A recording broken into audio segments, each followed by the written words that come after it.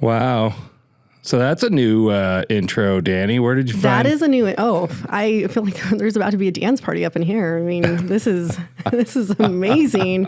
We need more intro music like this, John. I'm just going to say that moving forward. We do. This is my favorite by far. I love the one that we've had, in the past that you came up with, which thank you. I can't take credit for any of that. Oh, come on. But it's a team effort, everything on this show. No, it is. But no, this is incredible. And, this is, I'm so excited for today. This is going to be such an amazing episode.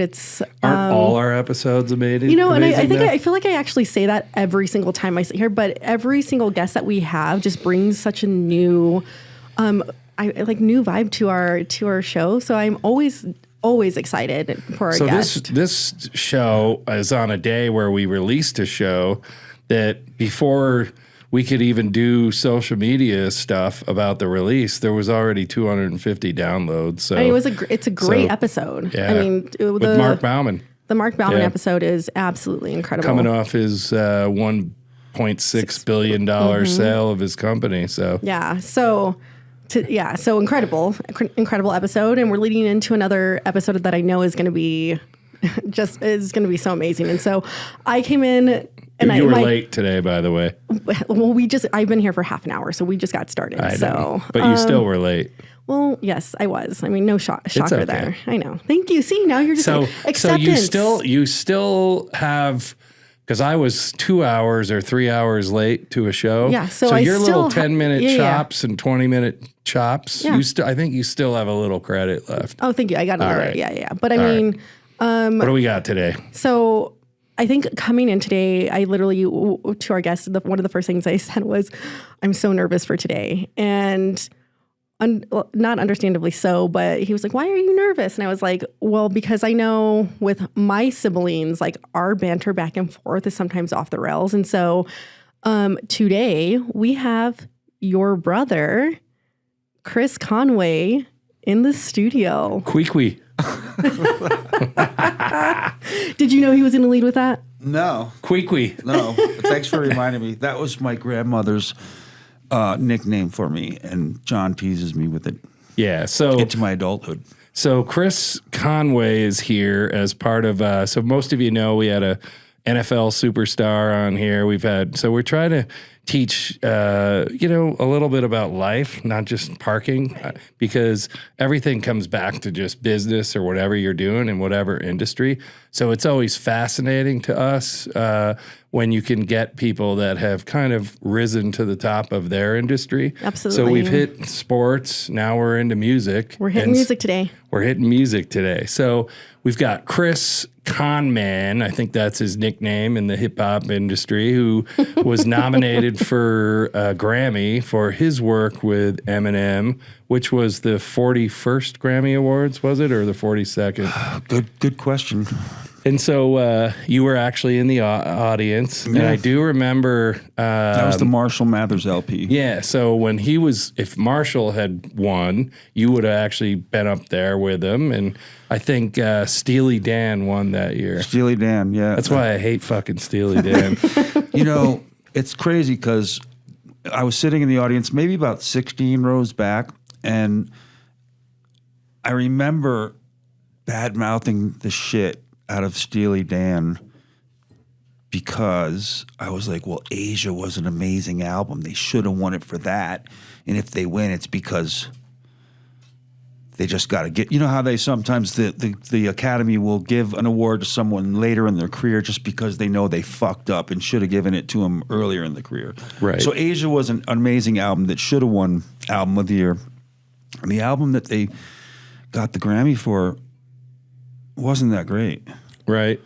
But I didn't think so. I'm talking trash. I'm talking trash, shit talking, all that stuff. I don't know what I can. Can I swear on this podcast? Yeah. I'm sorry. You're sitting across from your brother. Some people have said there's too much swearing, and what I would say to those people is, there's other podcasts. Okay.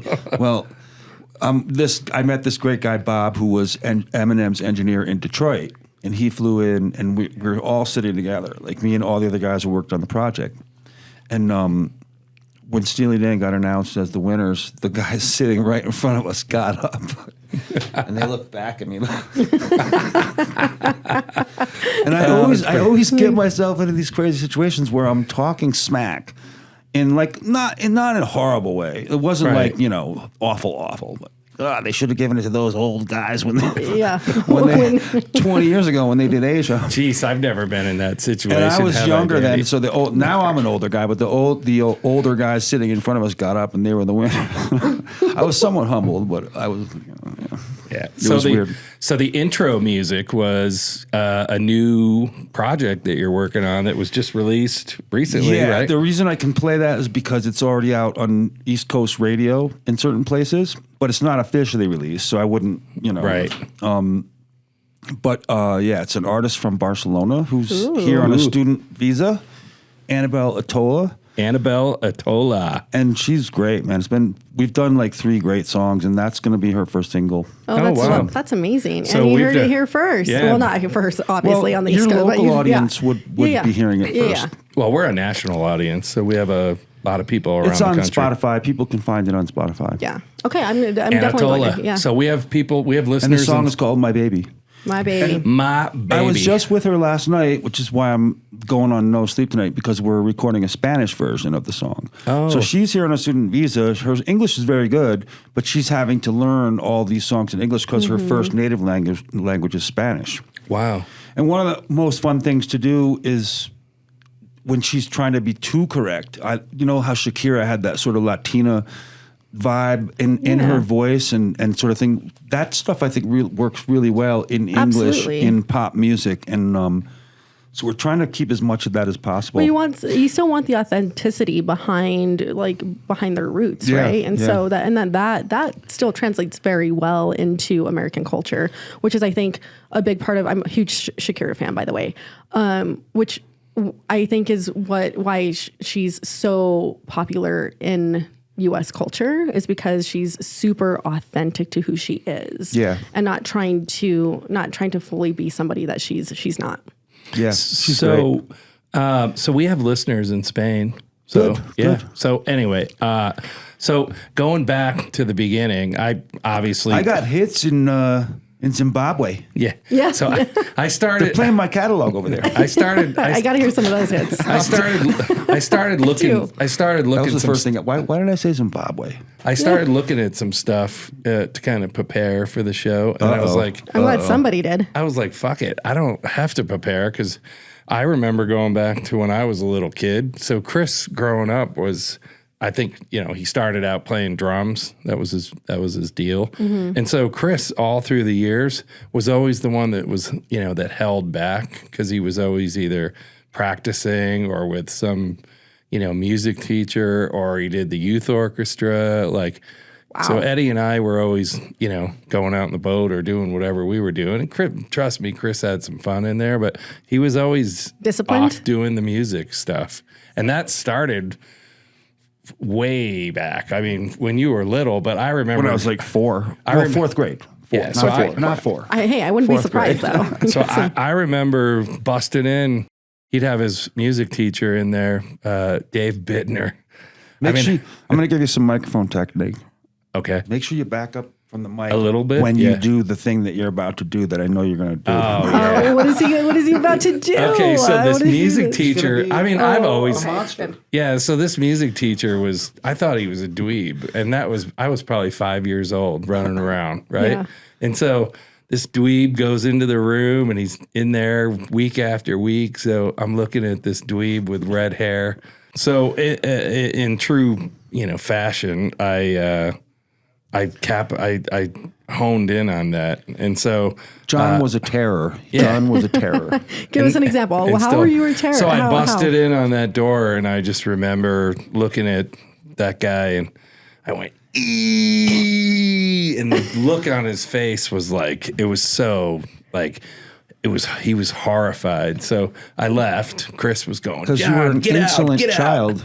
and he wasn't exposed to that. Yeah, he's like, get out, Chris did. Yeah. So I got out, but then once I was out, I waited a couple minutes, and I was like, that was too much fun. You're like, I want to terrorize more. So I busted back in and terrorized some more. So this was around, you said 4th grade, right? You were older. No, John was around 4th grade. Oh, okay. By this time, by Bittner, I was like 6th 3rd or 7th. 4th. Yeah. Okay, so I do want to ask, like we ask every guest on our show how they got into the profession that they're currently in now. And a lot of the people that we've had are, parking professionals. But I would love to hear, like, when did you discover your love for music, and when did you know that you wanted to do what you are currently doing? I think in different levels at different points, because I didn't know right away that I was going to have a career in the music business. And I certainly didn't, even when I knew I was going to have a career, didn't know that I was going to end up on the production behind the scenes side of things. But I think the first time that I really wanted to have something to do with it was when we were having a sleepover at my grandmother's, all the brothers and cousins and stuff. And she was like, all right, we're going to make some popcorn and we're going to all sit around the television and watch Elvis tonight. He's doing a live concert from Hawaii. Elvis via live in Hawaii. And I remember seeing her swoon and tear up during portions of the concert. And I just couldn't believe the effect that this person I had never seen had on this woman. And also the women in the crowd and the general men in the crowd too, like the fans and stuff. And I was like, wow, I would love to do something that impacts people like that. And it seemed like at that time, music was the way to do that. So I decided I was going to play an instrument. In 4th grade, they ask you if you want to be in the band. And I picked drums because that just seemed like the coolest. Nobody wants to play the violin. It is the coolest, though. I'm not going to lie. Nobody wants to play the tuba. Cool. Yeah. And then you kind of did drums at our parents' parties. Shout out to all the great tuba players out there. Right. Yeah. Every instrument makes a wonderful, makes everything wonderful. But drums are probably the coolest, I would say, too. So I had to, be cool. So you were playing drums. So you went from Bittner to my next great teacher after that was James Corigliano.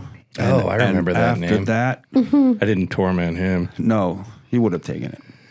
And then by the time I was in middle, like 8th grade, I was taking college courses at RPI with Richard Albagley. Wow. Yeah. So and then mom and dad were having parties, and you were doing. Yeah, I started to develop the itch to be performing. Goes back to the Elvis thing, actually. Yeah. I would shake my leg like Elvis did. Yeah. Because I bought the album. I had saved up. I was mowing the lawn at Mr. Dexter's house next door. What was his name? Decker. And was that after you and Ed, crushed us playing football all the time and you put helmets on us? It's probably right around the same time. And you were, okay. Another story for later, I feel like. It's coming on. Yeah. That's another story. So I would have concerts in my head, with singing along and dancing, not dancing, but doing what Elvis did with his leg. Like I'd be shaking my leg. And I remember my Uncle Johnny would come up during family parties and be like, look, he can shake his leg just like Elvis. Show him how you shake your leg like Elvis. So it started out, I should stay closer to the microphone.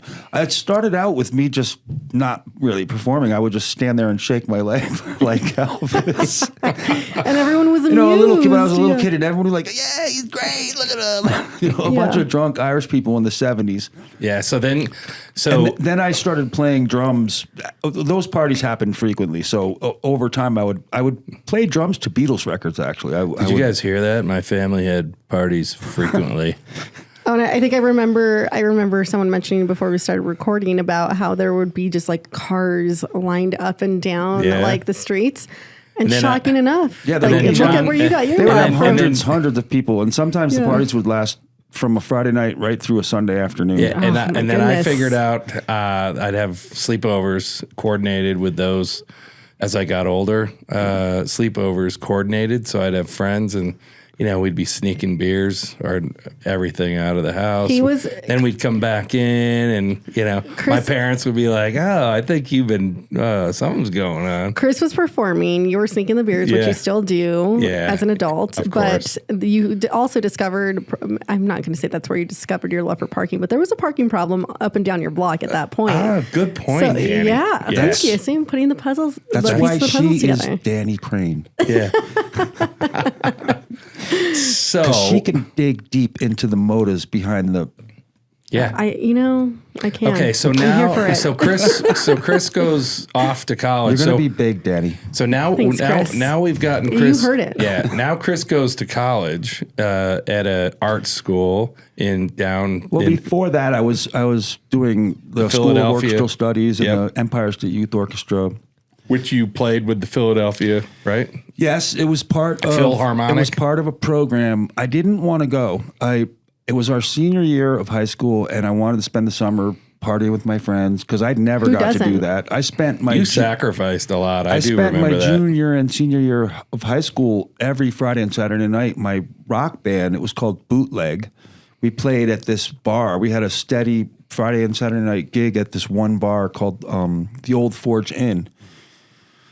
And I remember that. I never got to go out with my friends or anything like that. And the band broke up the Christmas of my senior year. So that summer I was going to be free. I wasn't going to have to perform with the band. So I wanted to party. And I lied to mom and dad about when the auditions were. I never did that. It's like all my teachers were like, oh, he's got to audition for the School of Orchestral Studies. It's an amazing school. And he'll spend the summer in Saratoga. And they study for the summer with the Philadelphia Orchestra, and then they perform a concert at SPAC with the members of the orchestra. But you also did one down in Lincoln Center, I remember. That was with the Empire State Youth Orchestra. And you were doing some kind of something at the College of St. Rose. It was Richard in Albany, Kaplan who was the conductor. Because Mom used to pick you up, and now keep in mind, we lived in Lake George, which was like 50 miles north. And I always had to go when Mom had to pick you up, and I hated it. 2 days a week. I'm sure you did. It's like, we're going to pick up Chris. It's like an hour. 2 days a week we had to drive to Albany for rehearsals for the Empire State Youth Orchestra. That was 9th, 10th, and 11th grade. God, I remember that. Wow. But actually, it was Richard Kaplan, who was the conductor of that orchestra, suggested the School of Orchestral Studies in my senior year. And I lied about when the audition was and said that I had missed it because I didn't want to go. I wanted to spend the summer on the boat.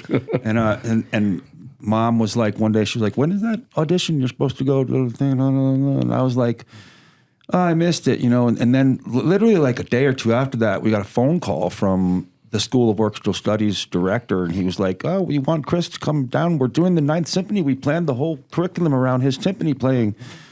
And they were like, he doesn't have to audition. I mean, this is Beethoven's Ninth Symphony, so this is not just like you couldn't even. He doesn't have to audition, so it's great. Oh God, I so love that. I lied so that I would miss the audition, and then they said I didn't have to audition. So I ended up going, but it ended up being a great experience. It was fun. It was being in Saratoga. Summers on Lake George, I would have lied too. Well, you got to experience them. That's why he didn't. He wanted to experience one. I still got to experience summers. Thanks on a Lake lot. George. I think Mom was burned out of all the driving to all the lessons and rehearsals. So I think by the time I got up there, she didn't give a shit. So she was like, I was enjoying the boats. But it was great. Like that, I was 18 in April, so I spent that summer in Saratoga.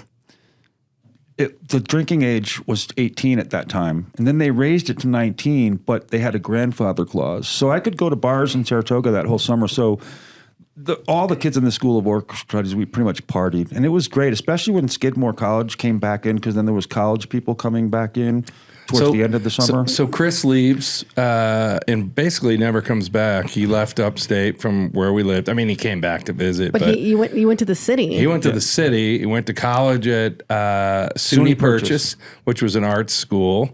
And he was a music major. And didn't you went to school with Wesley Snipes? Were you roommates with him at one point? No, I wasn't roommates with Wesley. I was roommates with this guy, Dom Esposito, who was an actor in the acting department. Okay. So, but Wesley was, I think, the year before me. Okay. But he went to SUNY Purchase. He was a sophomore he was in the acting program, which is great. SUNY Purchase had one of the greatest. I don't know if it still does. It probably does. World-renowned acting curriculum. So Chris gets through, I heard about Chris's grades all the time. Let me tell my Wesley Snipes story. I want to hear it. Okay. Yeah, well, you got a Wesley Snipes story. You can't just cut him off of talking about Wesley Snipes. I'm just trying to keep Wesley Snipes. I'm just trying to keep things rolling. Wesley Can you Snipes. slow it down a little bit, John?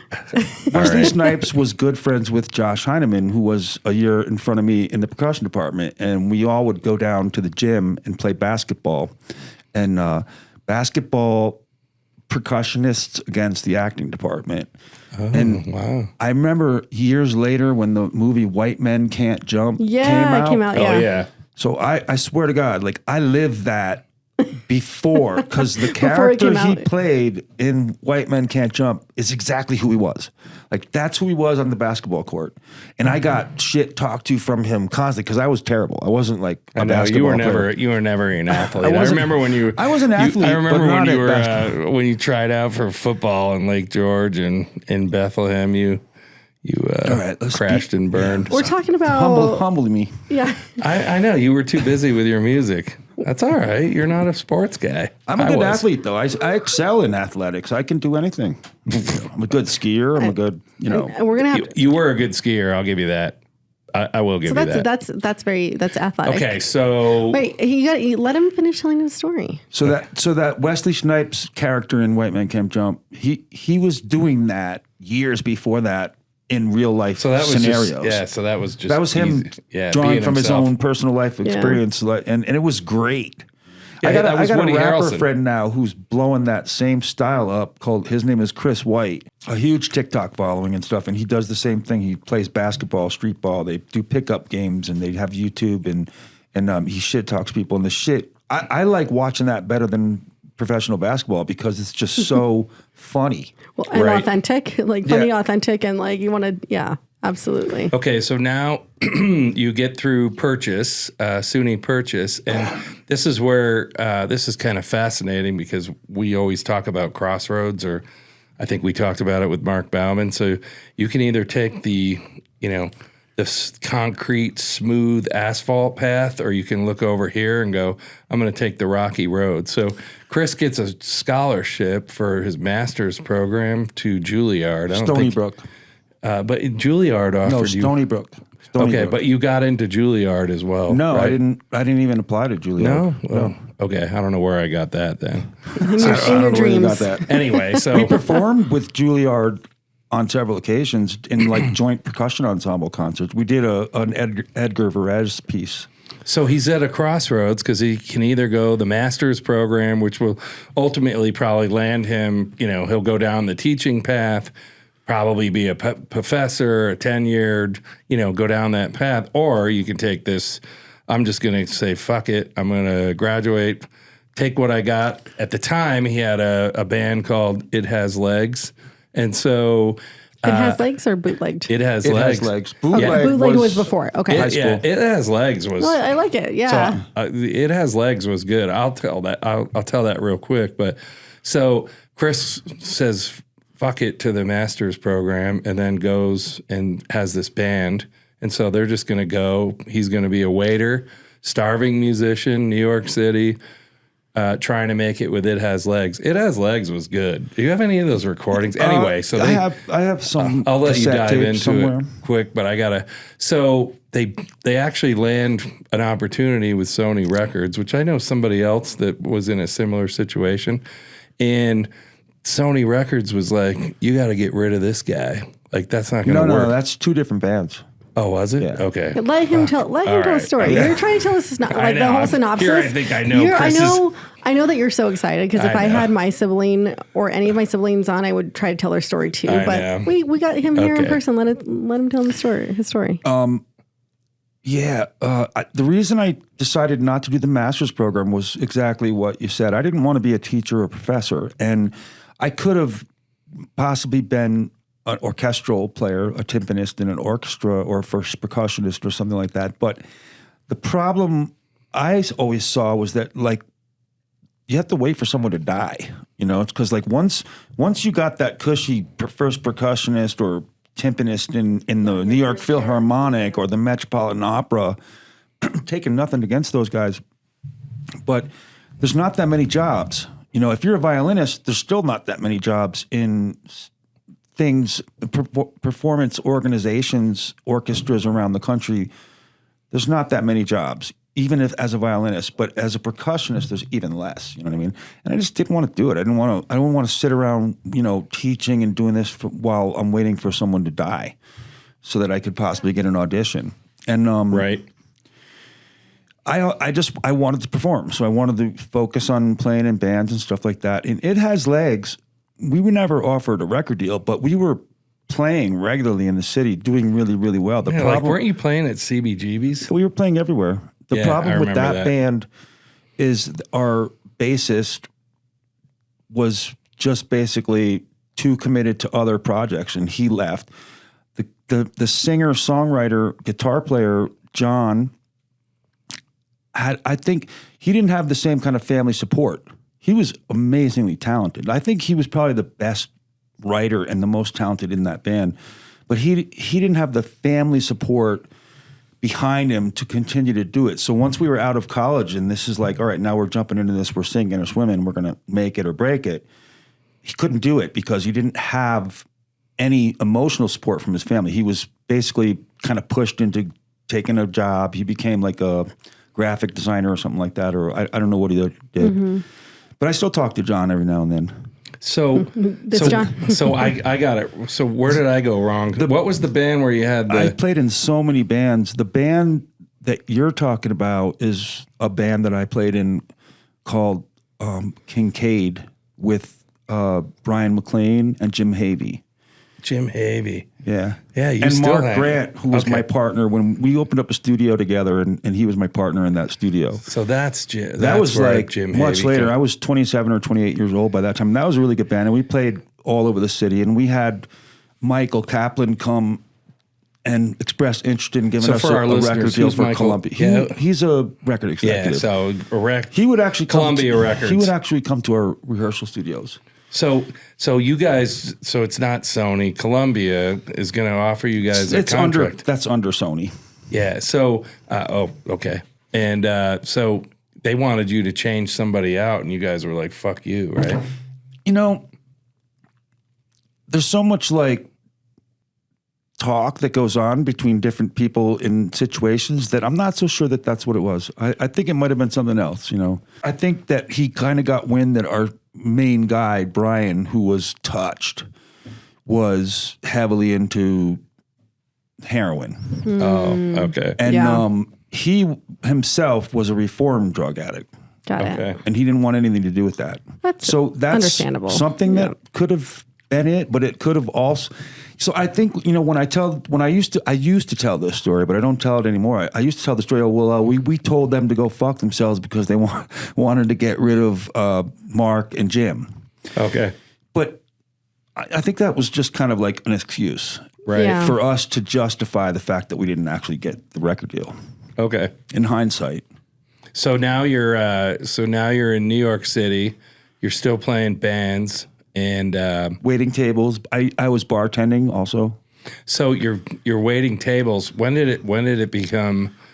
you become full time? Because obviously a lot of people start out in the music business thinking they're going to make a living in the music business, and knowing you and seeing what you went through. I mean, to be able to make a living and support a family. So you get married to support a family and still be doing music. It's When did that happen? Like That's a gray area because supporting a family doesn't necessarily play into that yet. You know what I mean?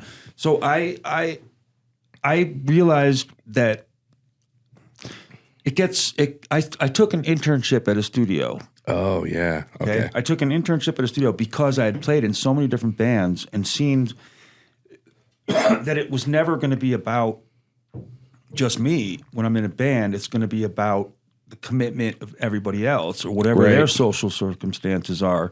So you wanted to control your own destiny. I got sick of it. I got sick of relying on other people for success. Like I knew that it was just a question of time. Whatever you want to do, if you're dedicated and sacrifice enough, you can do it. But I didn't feel always that I could round up a bunch of people around me that were going to do that same thing. So I took an internship not really knowing what was going on. And Was that power play or? these sort of things all happened at the same time. I also, at the same time, got asked to perform with Oh, that's right. I forgot. You Barbara Gogan, Yeah. So and who was famous in the 80s new wave band The Passions. but you did a lot of studio drumming for Once like I Marley, Bob, or not Bob. Once but I took the Ziggy. internship and I was in the studio, That's right. I do remember those. I forgot all about that. the band that I was with, called Sunrise Hammer with Barbara Gogan, I remember we were touring up and down the East Coast. Tim Summer was the name of the bass player. And I remember I didn't really know her music that well. I don't know how they found me. I just got found by them. But it was really good shows, really fun shows. And I remember we started playing the song German Film Star at this club in Richmond, Virginia, and the crowd went nuts. And after the show, I went up to Barbara. I was like, it's like they knew the song. They were kind of singing the song. She's like, well, that was a huge hit. And I was like, oh. And I'm like looking at Barbara. I was like, oh, you had hit songs. Right. I forgot that. So there was German Film Star was a huge hit. And to this day, one of the things I'm really proud of is the drum part that I came up with to play on German Film Star was completely different from the new wave version that the Passions did. And 15 years later, the Foo Fighters have a cover on one of their recordings, on one of their albums called German Film Star, and it's Barbara's song, and the drummer used my drums instead of the original. Oh, wow. Oh, wow. So that was kind of fun. But Sunrise Hammer got signed to Hollywood Records. And Wow, so we I started recording an album for Hollywood Records.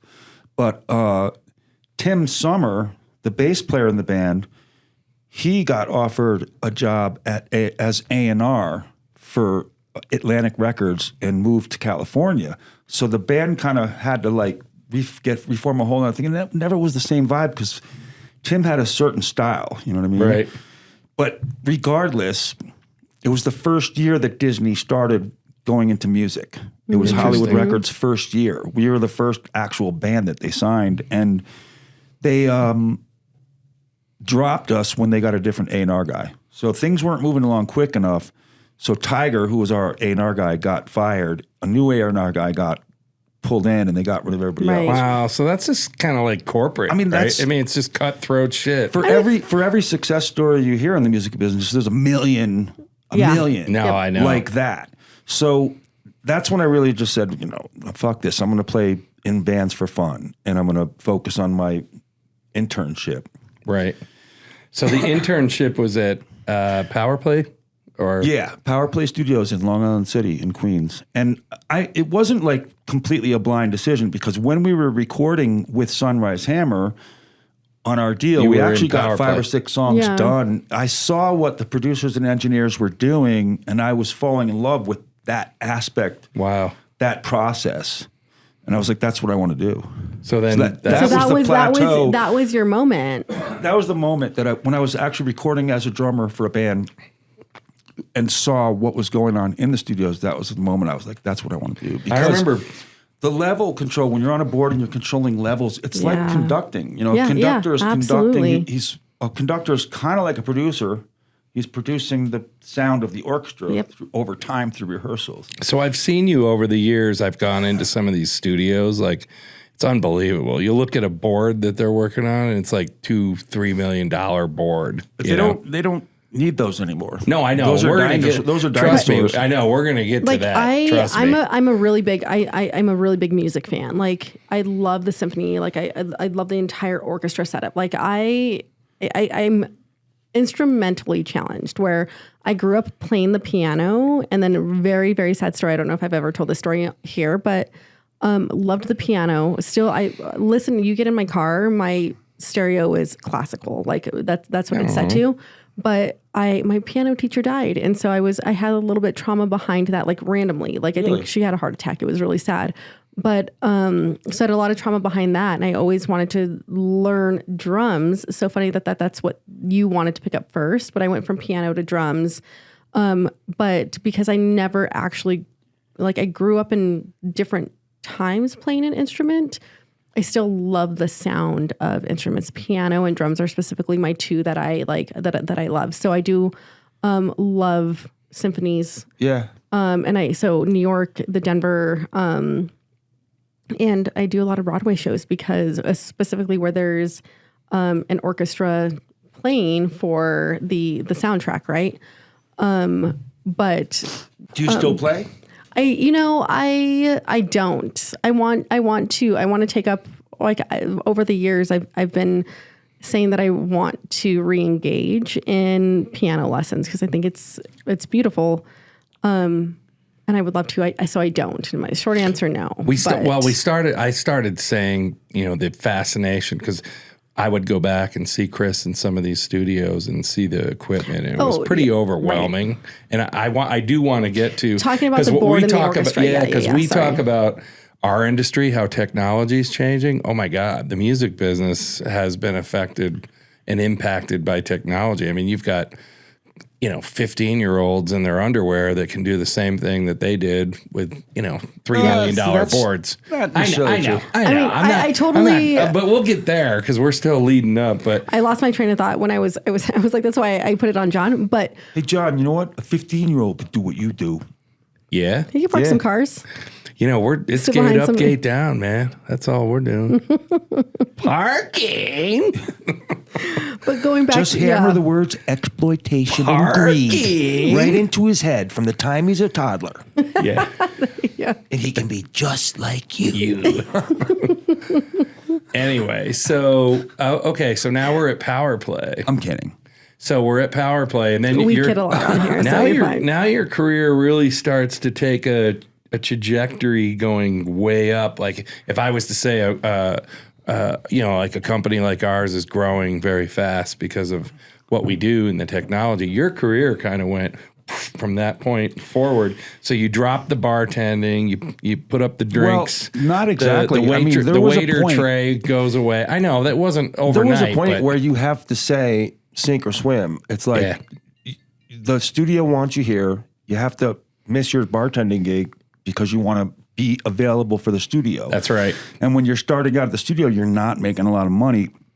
But if you don't make yourself available, they're not going to call you again. Exactly. As this guy, Jack Malkin, who was a great guy, he was a manager of Power Play at the time, he said to me, you have to do everything.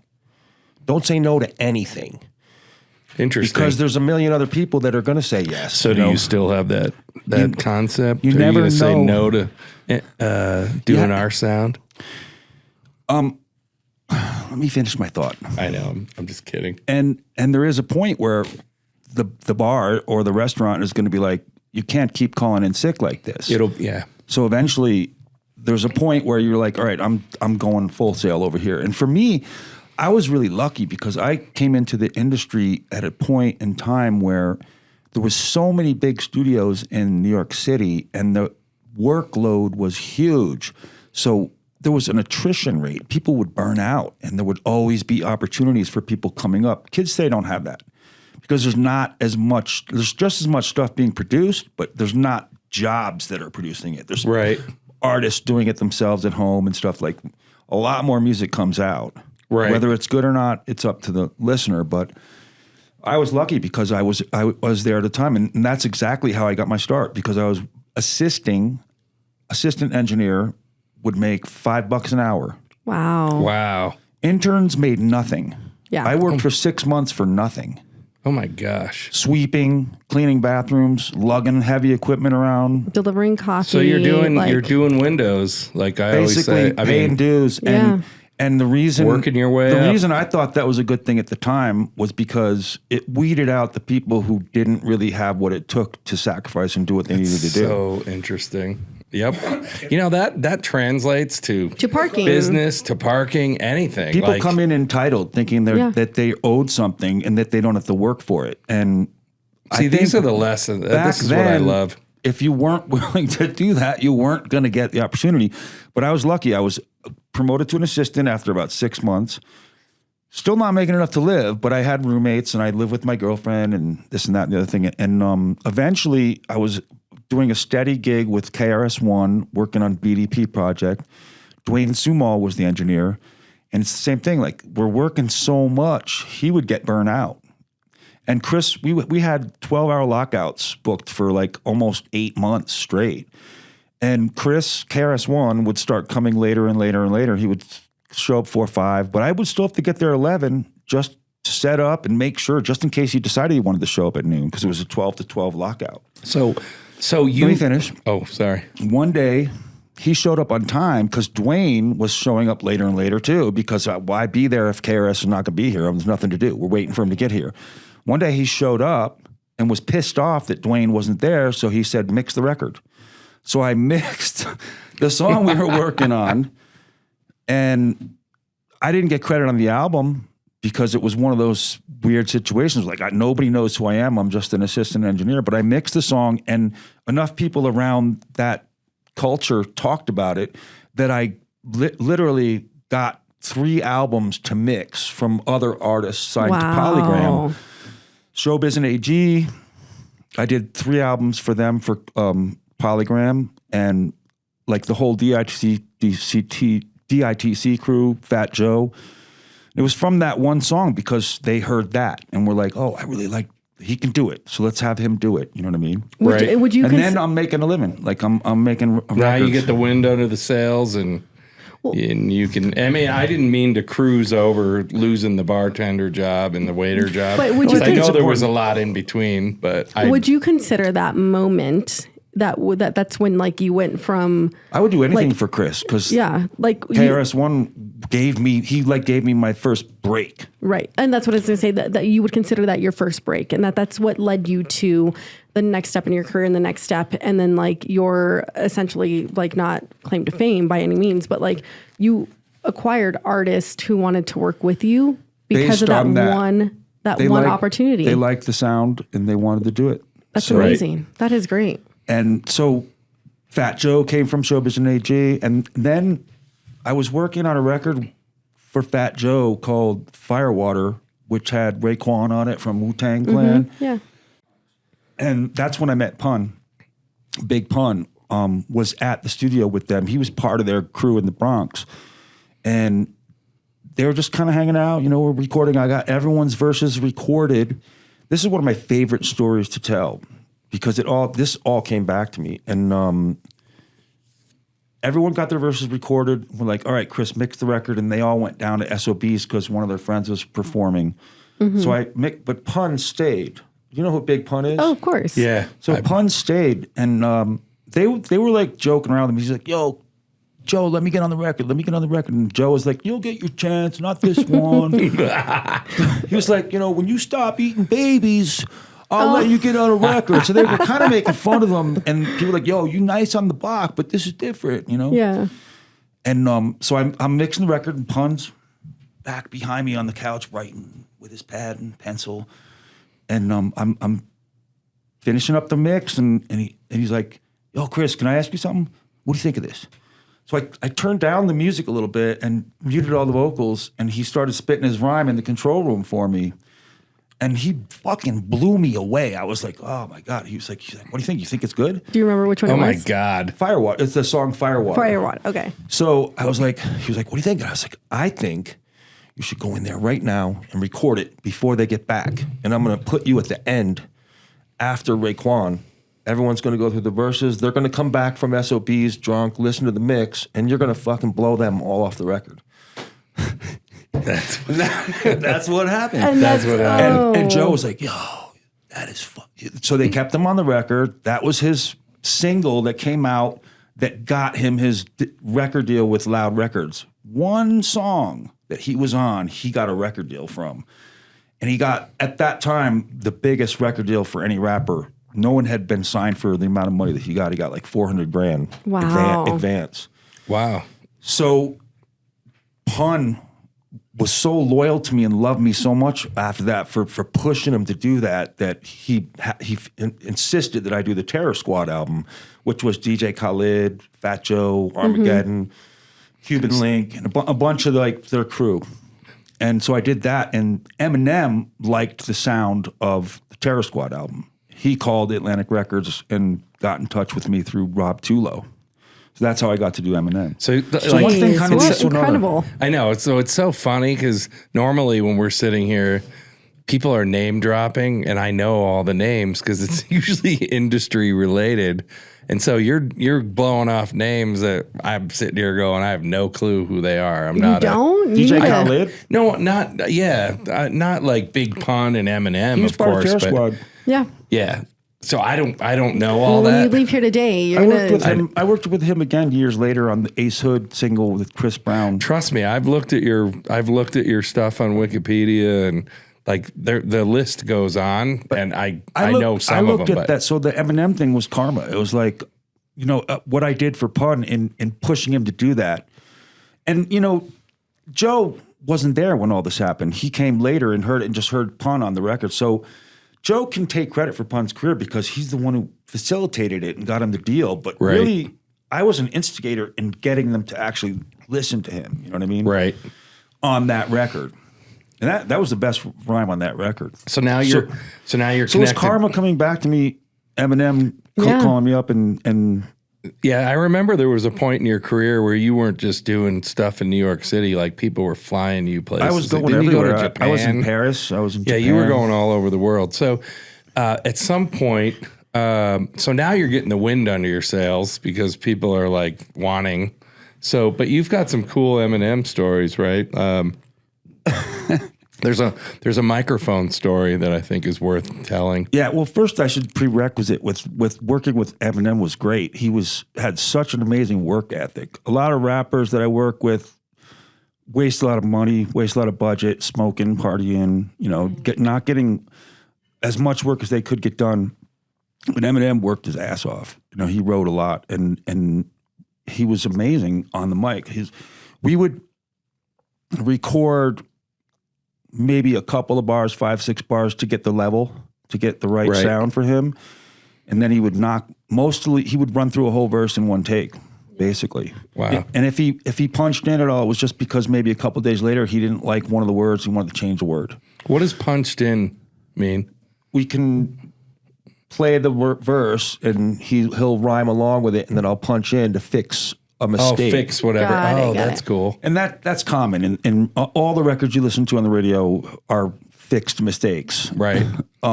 Except for the greatest artist. Eminem was one of those where we didn't do that. You didn't do a lot of punching in. We didn't punch in unless he wanted to actually change the lyrical content.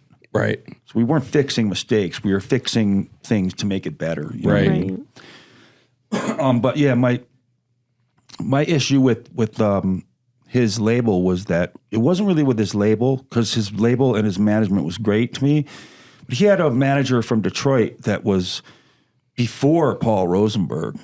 And Paul Rosenberg, when I talked to him on the phone to solidify and book the gig, I said, well, I heard him on the Dre song and I really want to get a great vocal sound. So I want to try a bunch of different mics. What can I rent a couple of vintage mics from, Dream Hire or whatever? He's like, get whatever you want. So I was like, I ordered like 12 different microphones. Like I had every microphone known to man in the control room set up on different channels. And on the first day, I wanted them to just go from microphone to microphone, and we'll pick the one we like the best. Right. What does his voice sound the best? And we ended up liking 3 of them that we ended up using for the Marshall Mathers LP. But Eminem looked at me, he was like, just keep them all. So there was a bill of like $12,000 at the end For a microphone. for microphone rentals. Wow. Because we were there 17 days, and each microphone was probably $100, $150 a day. Okay. Holy shit. And So by the way, he recommended I get these microphones, or we get Well, these he did say when we first started we sounded good. So this is we're off to a great start. But going back, we don't want to get off track here. John and I go off track. Then a lot, when I so. got my check, which was like, I don't know, 3-4 months later, they had docked me for half the price of the microphones.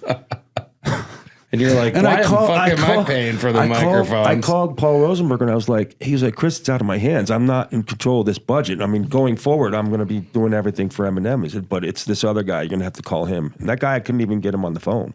But going back to remember the Steely Dan story I told at the Grammys? Well, when I was sitting with all the Eminem production people at the Grammys, I stood right next to that guy as we were leaving, and I shook his hand and really hard, and I looked at him and I said, I bet you're not worried about $10,000 worth of microphones now. Right. And he just looked at me like, yeah. Now, it's so trivial considering I made that company. I didn't make it. I was part of the facilitation of probably like, I don't know, that record sold 17 million worldwide. Right. And that was when records were selling for $15 to $20 a record. Yeah, So absolutely. that's $250 million Right. for a major corporation. And I had to pay $5,000 For out of microphones. out of my $17,000 check. Yeah. So it's does bullshit. everybody hear that there are budgets in all industries and there's people pinching right down to the Because they're the nickel and microphone. diming for what they can get out of it. That's Because right. he had whatever he could save out of the budget was what was going to come to him. Right. I don't even know the guy's name. He's not in the picture anymore. Yeah. And I haven't seen Eminem since then. If I saw him, he would probably be like, oh, he'd probably be like, I didn't realize that was going Here on, we you know? go. Right. Yeah. Yeah. I mean, what an incredible Because he probably story. doesn't know that's going on. Yeah, he probably did. He's not the one who would look at the budget and be like, don't pay Chris. No, absolutely He not. would never do that. Okay, so now you're like now you're in the genre of hip hop, like you're known in that environment. Yeah, it happened by accident, and I didn't know hip hop before I had gotten into now it. you're And like I grew a love for it. Yeah, now you're like Because it's so percussive. As a percussionist in orchestras and stuff like that, the rhythmic, I think a lot of people who say that hip hop isn't music don't understand the level of dexterity and skill that it takes to write and perform certain flows, and artistic ones and the complicated ones and the ones that people like. When I kind of knew, I was at SB Plus, I was flying, and I had a lot of miles. I think it was I forget, but I was airport division or something. I don't know, flying a lot. So I was in first class, and there's this guy sitting next to me, like just had his headphones on, and you could tell he was in hip hop, and he wanted nothing to do with me. I had like a suit on, and I was just. You didn't look very hip hop, I'm sure. Yeah, honestly, I think the guy got up to go to the bathroom once and just kind of looked at me with such disdain. I don't know how we started talking, but we were descending into Denver, and we're like 20 minutes from landing or whatever. It's when you first start descending, and somehow we got talking, and he said something about hip hop, and I said, "Oh, my brother's in hip hop," and he's like looking at me like, "You fucking sure he is?" He's like, I'm sure. Sure, little white guy in his freaking suit. So it was Dead Prez. So cool.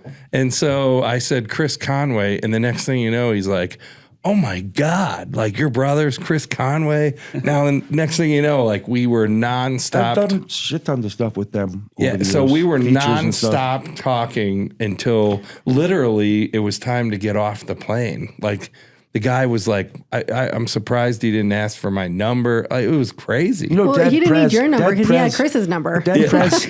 He's like, You know- I can't believe You know, you're Chris Dead Prez is the Conway's name. bro-" Dead Prez is the name of a group. It is, but this was the singer, I main think. guy? Yeah, he was the main guy. And boy, whoa, it was like 20 minutes of packed conversation right to the end. And I mean, Well, we had sat on a plane for like 2 hours. I love hip hop, and a lot of those people that gave me my first opportunities are like family to me. You know, so So I wanted to start the podcast with that other song by Annabelle because I do other things. It's just that the biggest records I've done happen to be in hip hop. I know Right. for the listeners, when we opened up with that, I was looking for some other stuff, but that was Chris's current project that he's working on. I which think I'm it was sure a there's great, lot of- great opening. Yeah. I do. So, you've had so much experience with like so many amazing people, so many amazing artists in the hip hop industry. Not that you always were in hip hop, but that's where you excelled. What's your favorite record that you worked on?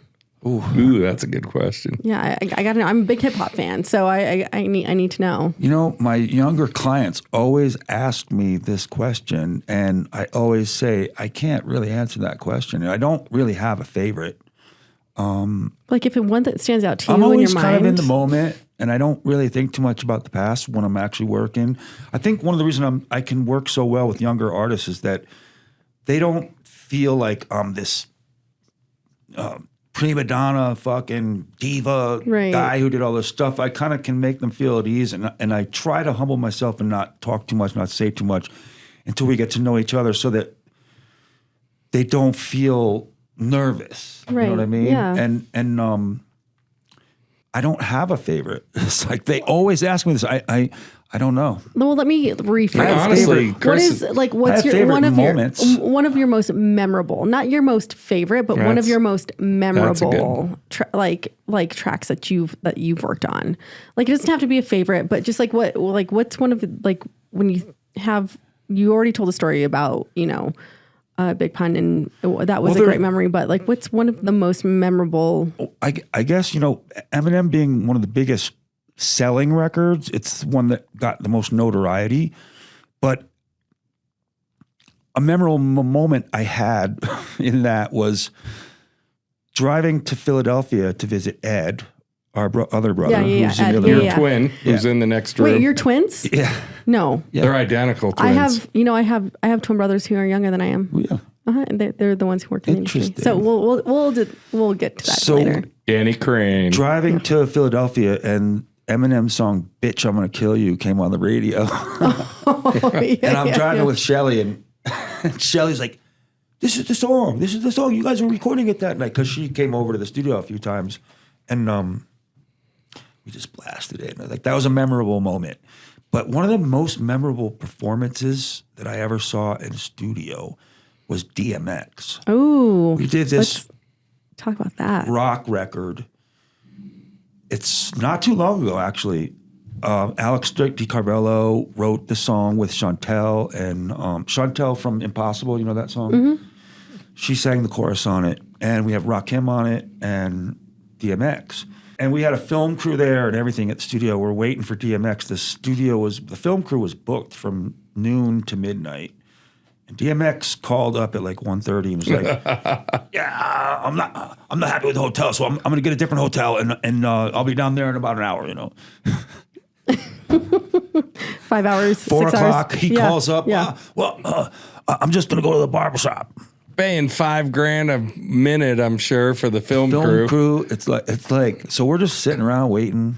It's like waiting. You know what time? He the thing is, he could have called and said, "I'm not going to be there till midnight."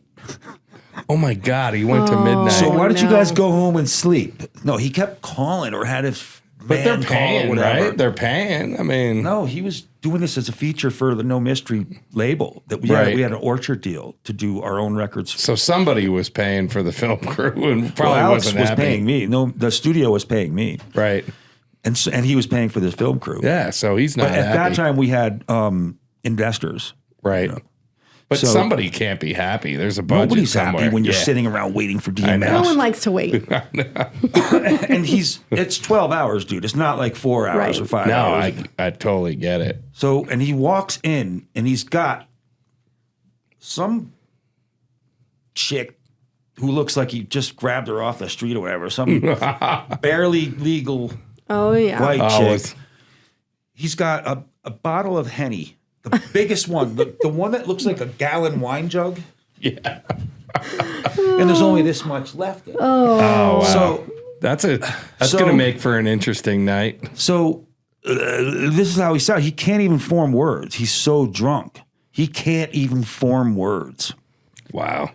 So at that point, everybody you're there record. who's trying to get him on this record with Rakim is like, how are we going to get anything out of this guy?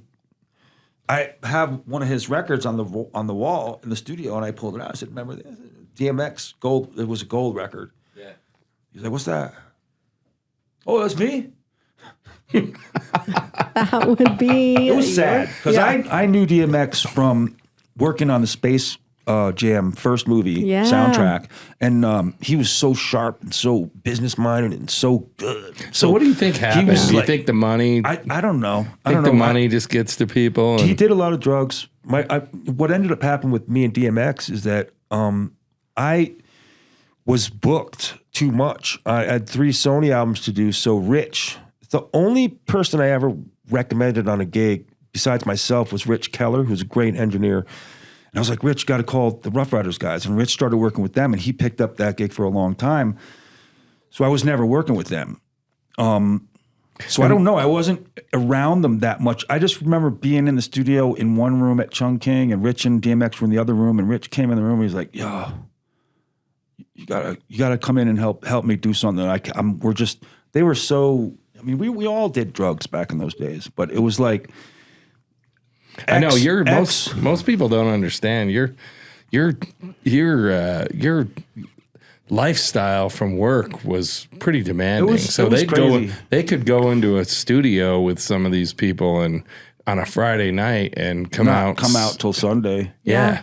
And at the time I know sometimes cocaine would be a way to get through all that. You know what I mean? So I know he had days at a time. He had a new marriage going on at one point. I know he had a child, but this is what somebody buys into. The lifestyle, different lifestyle, and what he does for a living, and then but it's challenging. Talk about two rails. We talk about that we're rails. Getting off the track here, but anyway, DMX.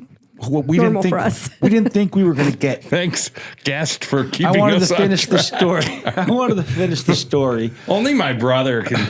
Nobody else does that in the studio. Because he's like reeling me in. She was asking you about memorable moments. She was asking about memorable moments, and one of the most memorable moments it was DMX when he finally went in on the mic. He was so electrifying and dynamic and powerful, and he did it like you could understand his words, and he remembered his rhymes, and he was rocking the shit. It was wild because it was like a Dr. Jekyll and Mr. Hyde or whatever. Like he was just like almost crippled in his emotional and drunken state, and then he goes in and lights up and everybody in the control room watching this performance was absolutely mesmerized and blown away and goosebumps. Wow. That's pretty cool. And he basically, he almost got through the whole thing first take, and then he was like, nah, go back. So I went back to the beginning of the verse after the chorus. He's like, no, go to the beginning of the song. So his issue was like, he won't punch in. He won't punch in even at the beginning of his verse to record a whole verse. He wants to hear the whole song from beginning to end. So we're listening to the chorus, Rakim's verse, chorus, DMX coming in. And he did it. He did like 3 takes where he went all the way through. And the last take was really, really good. And all of them were amazing. But it broke down into this like guitar solo where the bass drops out and it goes down to the drums and there's like a guitar solo. And X just was like in this moment of pain. And he was like, oh. And he was going along with the beat. And it was like, no one had a bridge for the song or anything like that. And I'm just looking at Alex and I was like, I'm leaving this in here. I don't care what you fucking say. This is going right on top of your guitar solo. So if you eventually want to look up the song, Don't Call Me Brother. Neighbors. Or listeners and neighbors. It's called Don't Call Me Brother. Don't Call Me Brother. All right. And it's DMX, Rakim, and Chantel, and Alex D. Carvello playing guitar. So, yeah, that bridge when he's just screaming. That was like raw. That was like raw material. You'll see how raw he was that. And I think that's the last time I ever saw him. He died like about 3 months after that. Oh God. Wow. I mean, you could like when I heard that he died, I wasn't shocked because I saw what condition he was in. But that was one of the most electrifying studio performances I've ever seen. Wow. And you'll see it. And when you watch him, it's not hip hop, it's rock. But when you see that performance, you'll be like, wow. You'll see. So you've done other. You'll see the pain that he was going in his life that in his last eventually moments. led to his demise. So you don't. I mean, I feel guilty talking about it because I don't want to exploit that pain. You know what I mean? But it's like it's there, and his fans will probably appreciate it, even though it's not hip hop. So you I mean, you excelled in hip hop, but you worked with other people outside of that genre, right? I mean, all the time. yeah, like country. Have you I worked? used to work with. Didn't you work with Carrie Underwood at one point? No, not Carrie Underwood. No. Okay, I remember hearing that. No. Okay. John hears a lot of things that we Maybe I we just- need to fact check a lot of the Do we have time, a but, fact yeah. checker? I Yeah, we got a Carrie. fact checker. So, okay. Have you ever worked in the country genre? I've done a lot of country records, but nobody that's on that level. Yeah. Right. Okay. You know, Susan Kalick was a Native American woman from California that I did a record with back in the '90s. Country record. What other country record did I do? So what's it like? I did Chantel. Me and Alex and Chantel did a country record together, but it never came out. So what happens after you're in the studio? Is there a lot of work outside once you get all this recording? Do you work when there's nobody around getting the sound? I'm kind of at a point where I do a lot of mixing on my own. A lot of people who are in other cities just send me stuff that they've already recorded and I mix it.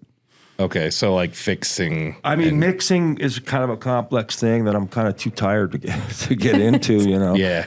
Yeah. And I've talked about that in other podcasts. So and I'm also thinking about eventually creating some content of my own to give kids and younger engineers tips on mixing and stuff. So I think that's incredible. Yeah. So as we round the corner towards the end of the podcast, we talk there's about so much to talk I know. about. I'm like, we can do 3 hours. Yeah. So, but I don't want to round the corner to the podcast. I know. Let's keep going. I know.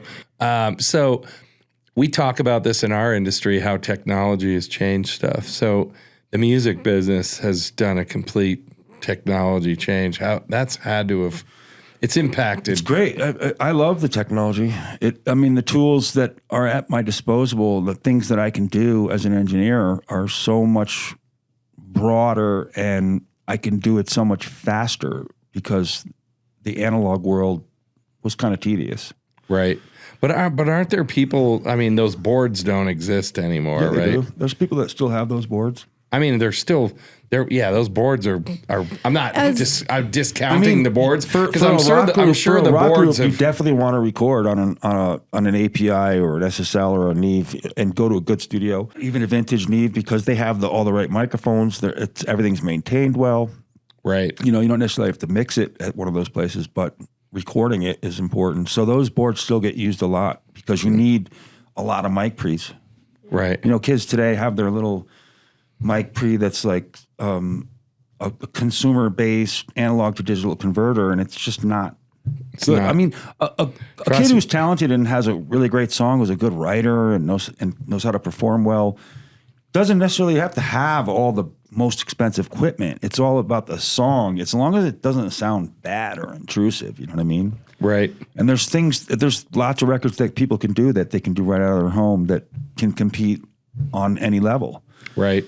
But the danger is that people think they can do it without really knowing that they should learn how to do it properly. You know, Right.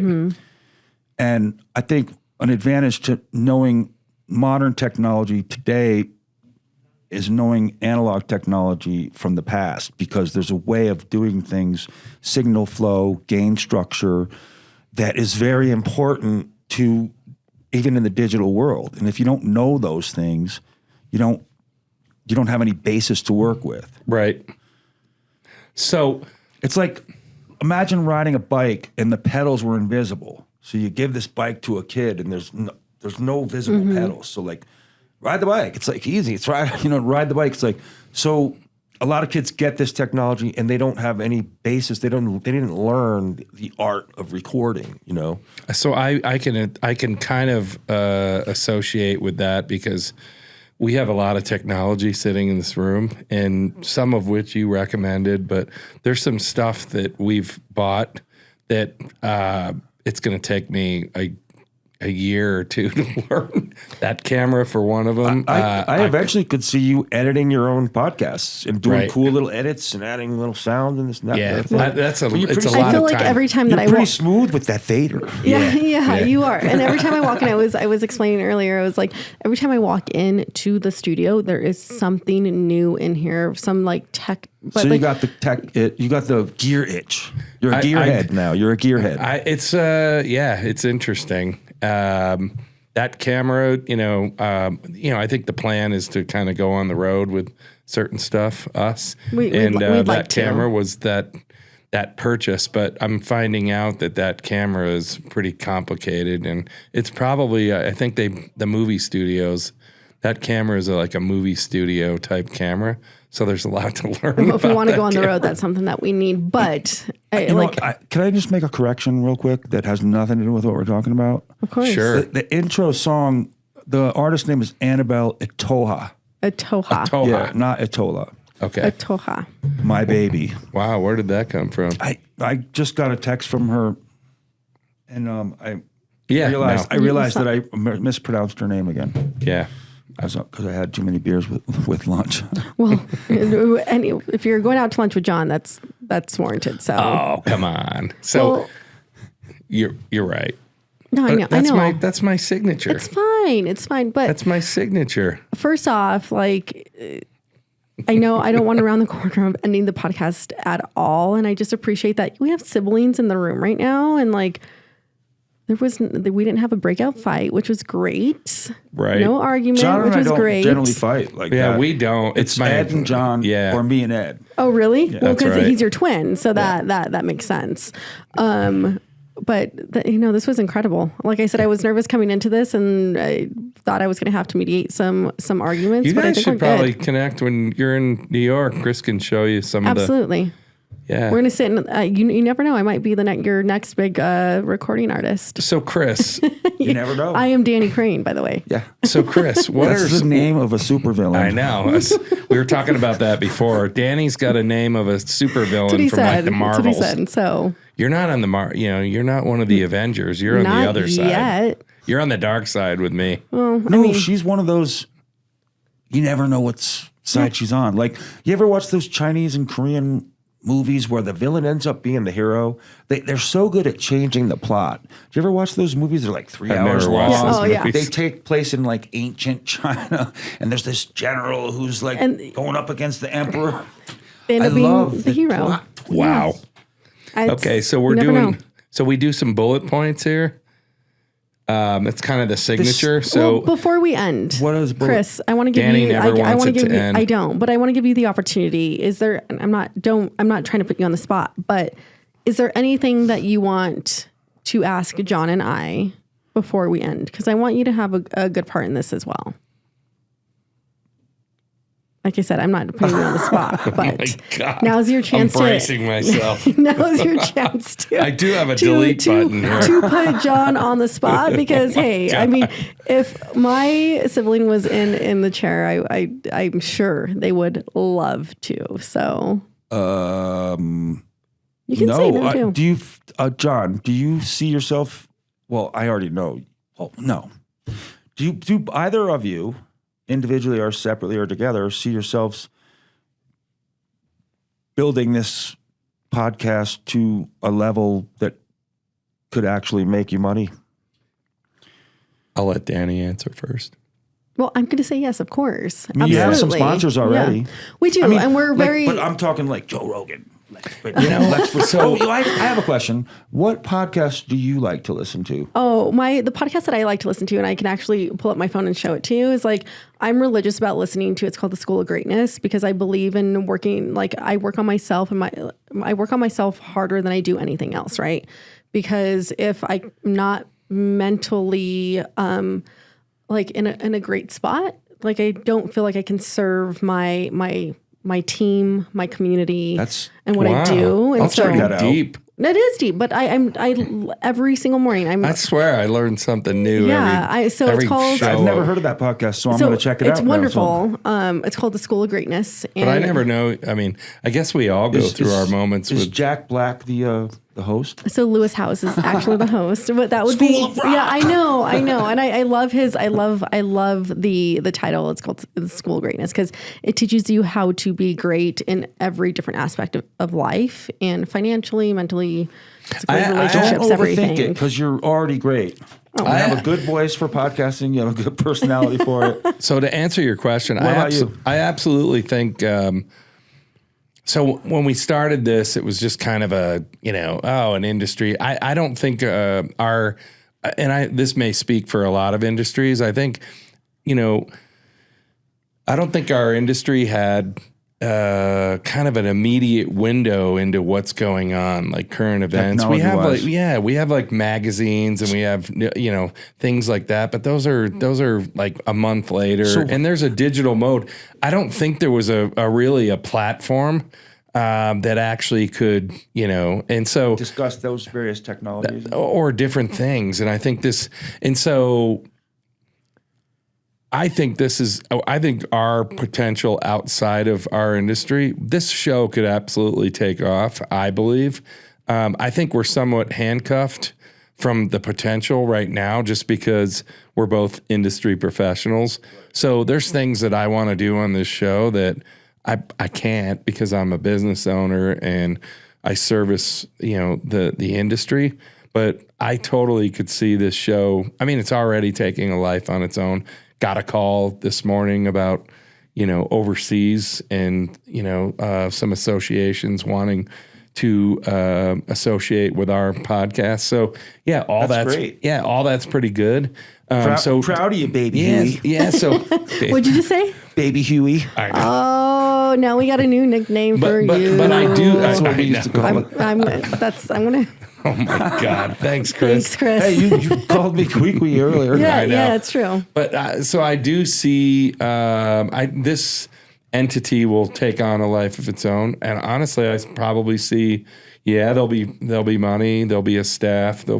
That's in my opinion. I think that could happen. I think that we For sure. like when we're able to break out of just our genre right now, which is just parking, and we do dabble a little bit outside of the lines of that. Like speaking today, like this is wonderful. We didn't say one thing about parking. We're like, because we tie it all in. It's I like to, and Dani does too. We like to highlight success stories. So we had Mark Jackson on with, winds up going from south side of Chicago at 5'10". Yeah, that's a great story. In NFL and catching passes from John Elway. Like, how does that happen? And I remember telling you after listening to the first podcast about the sound and the equipment and getting the right, because people have to enjoy the sound of your voices. Right. So, and now hearing your voice through these microphones, I'm like, wow, this voice is awesome. This is perfect. So the other thing is content. I liked when you guys, one of the things I love most about the first podcast was when you guys went off topic. Right. Because that's when you started to show sort of authentic personalities and sort of banter and going back and forth.